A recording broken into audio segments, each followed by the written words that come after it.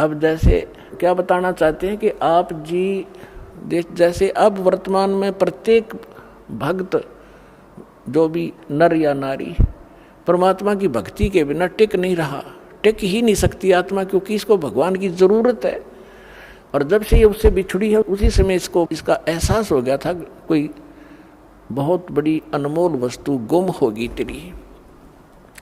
उसकी खोज या काल के लोक में हम कर रहे हैं, वो यहाँ नहीं है, वो सतलोक में है और वहाँ जाकर मिलेगा। उसका साधन और तरीका ये है, जैसे परमात्मा ने बताया कि आप ऐसे भी साधक रहे हो, घर त्याग दिया मालिक पाने के लिए, जंगल में जाकर बैठ के एक वृक्ष के नीचे, और फिर नगरी में आए, कुछ भिक्षा जैसी भी आपको मिली, रोटी मिल गई 10-5, उनको ले गए, 2 रोटी सुबह खाई, 2 शाम न, 4 सुबह 4 शाम न खा के, और बाकी बची हुईयों को वृक्ष का टांग दिया करते, कपड़े में बांध के, बस सूख जाती थी। सूखने के बाद रोटियां खराब नहीं होती, उनको फिर 2-3 दिन तक बेकर खाया करते थे साधु संत, ताकि रोज अपना समय खराब ना हो, रोटी मांगने जाना पड़े।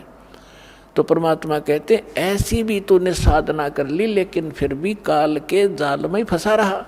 और इन साधनाओं से, ऐसे कठिन साधनाओं से आपने क्या क्या प्राप्ति हुई। इंद्र स्वर्ग का राजा बन गए, इंद्र कुबेर धन का जो वित्त मंत्री है काल का, एक ब्रह्मांड का, इंद्र कुबेर ईश की पदवी है, और ब्रह्मा वर्ण धर्मराया, आप विष्णु की पदवी पाई, आपने ब्रह्मा की पदवी पा ली, आपने शंकर की पदवी भी पा ली। ये ब्रह्मा विष्णु महेश जो वर्तमान वाले ये मर जाएंगे, इसके बाद जो अच्छी आत्माएं होंगी, काल उनको अपने पुत्र के रूप में जन्म देकर उनको फिर से इस पोस्ट पर विराजमान करता रहेगा। इसका ऐसा प्रोसेस है। पहले मर चुके हैं ब्रह्मा विष्णु महेश वाले आत्माएं, वो यहीं भटक रही हैं आपके साथ। तो कहते इंद्र कुबेर ईश की पदवी ब्रह्मा वर्ण धराया, और विष्णु नाथ के लोक को जाके तुम फिर भी जन्म वर्ण में आया, जिसको आप सुप्रीम पावर मान रहे हो जान पड़े में विष्णु जी को, तुम विष्णु के लोक में जाकर भी जन्म वर्ण में आए। यहाँ थोड़ी सी कथा सुनाते हैं। एक मार्कंडे नाम के ऋषि थे, वो बंगाल की खाड़ी में साधना कर रहे थे। अब इनको ज्ञान जैसा है, वो अपने ज्ञान को सुप्रीम मानकर अन्य से तभी कर रहे होते हैं। मार्कंडेय ऋषि ब्रह्म के साधक थे। ओम नाम का जाप और हठ योग करना इनका एक स्वाभाविक कर्म बना हुआ है। इनको ये लोकवेद है, वैसे हठ योग किसी ग्रंथ में नहीं है, सुना सुना ऐसे ही हठ योग करते हैं। हठ योग से तप बन जाता है, तप से राज्य प्राप्त होता है, राज्य प्राप्त करके प्राणी नरक में जाता है। अब गरीबदास जी महाराज कहते हैं इस ज्ञान में कि डंब करे डूंगर चढ़े, अंतर छीनी झूल, और जग जाने भक्ति करे, यो बोवे सूल बबूल। किक्कर के कांटे बोरा अपने भविष्य में। आज हमने चाहिए कुछ भी दिखाई देता हो, बड़ा साधक हजारों वर्ष तक बैठा है। साधना तो ये है जो आप अब आपको मिली है। नाम उठत नाम बैठत नाम सोवत जागवे, नाम खाते नाम पीते नाम से ती लागवे, नाम से मोक्ष होगा। फिर भी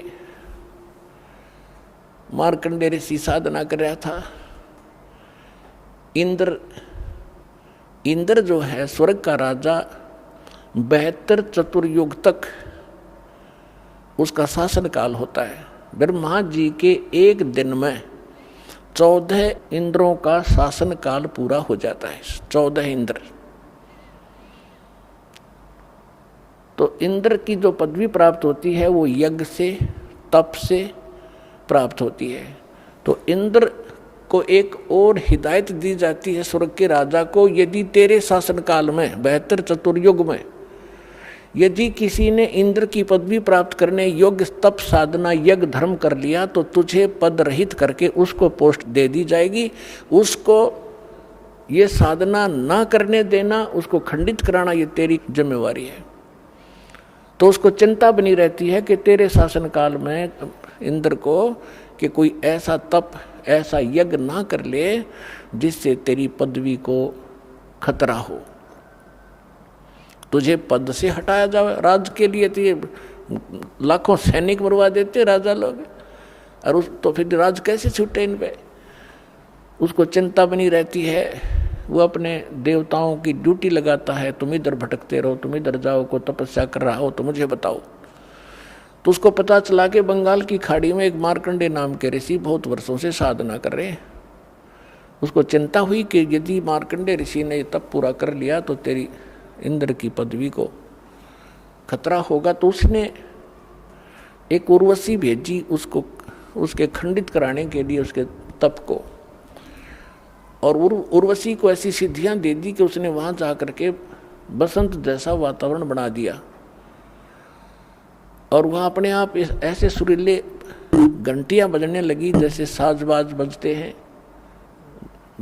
जैसे गानों के अंदर वो बाजे बजते हैं, साजबाज बजता है, ऐसे शुरू हो गए। और आसपास बहुत सुगंध आने लगी, हवा में शीतलता, सुंदर बहुत सुहावनी शीतलता भर गई। और वो लड़की जो उर्वशी गई थी, मार्कंडे ऋषि की आधी आंखें खुली थी, आधी बंद थी, वो सामने डांस करने लगी थोड़ी सी दूरी पे, अपनी चटक मटक कर रही थी, बकवास दो उसने करनी होती है। मार्कंडे ऋषि ने कोई गतिविधि नहीं की। लास्ट में वो बिल्कुल निवस्त्र होगी।